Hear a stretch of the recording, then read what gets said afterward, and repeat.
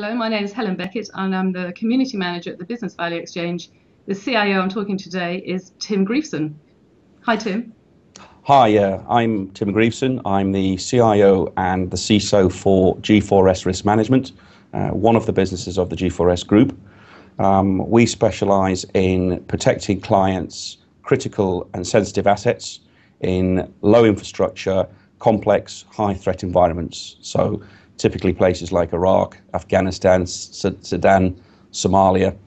So truly a global organization. That sounds like a really sort of mission critical role, Tim. But the reason we're talking today is because you're also ranked as a highly social CIO. You were ranked recently in the global top 100 CIOs by Twitter. And so it seems like a really curious combination. On the one hand, you're an expert in security, intelligence, and yet here you are as one of the most social CIOs around. How did that come around? I think it's because of our posture. For me, security is all about enablement. So, typically in the IT security industry, people are all about saying no and locking things down. My stance is completely different than that. It's really around how to enable a collaboration and community, but doing it in a safe and secure manner. So I've always been a keen sort of Twitter, Facebook, LinkedIn socialite, as it were, because I think it's really important to reach out to peers, doing that on a global scale. But I'm just wondering how this highly visible social media presence, how does it help you as a business leader, first of all?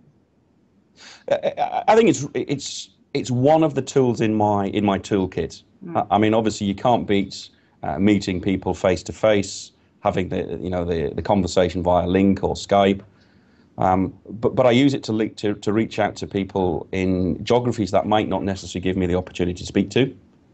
It gives me the opportunity to share my experiences and become, seen as a thought leader, but also open up opportunities for us as a business in really talking a little bit more about our capability and what we do as a business. And so, clearly, you've been recognised for your visibility on Twitter, and you're talking about the strategic sort of aspect of it, raising profile, talking about what you do. I mean, in the day job, does it have a role as well? I noticed that you're there out tweeting, 4 or 5 times every day. It does. I mean, it particularly allows me when I'm looking or researching something to put to my board. So fairly recently, we were looking at encryption techniques. We obviously, encrypt a lot of our data, whether it be voice, video, or computer data. And I really wanted to reach out to the wider community to find out what other people have done. So it shortened my project sort of definition stage, because people said, well, I've used this and it works well, or I haven't used this, or stay clear of this particular product. So I think first thing is it shortens the project. It also gives me a true perspective that might not necessarily be vendor driven, because quite often the vendor will tell you that they've got the best tool on the market, which will solve all of your problems and they'll go away. The reality is talking to somebody who's implemented it, somebody who's like us, because of our global footprint. My biggest challenge obviously is security, but it's bandwidth and power operating in some quite remote sites. So some very useful facets of it's a shorthand tool for shorthand and objectivity as well that it brings to your perspective and role. And how would you recommend someone get started if they're quite new to Twitter, they're a bit of a novice? What would you have any tips for your peers? I think the first thing is obviously think about what you would normally say in email. Try and keep it short.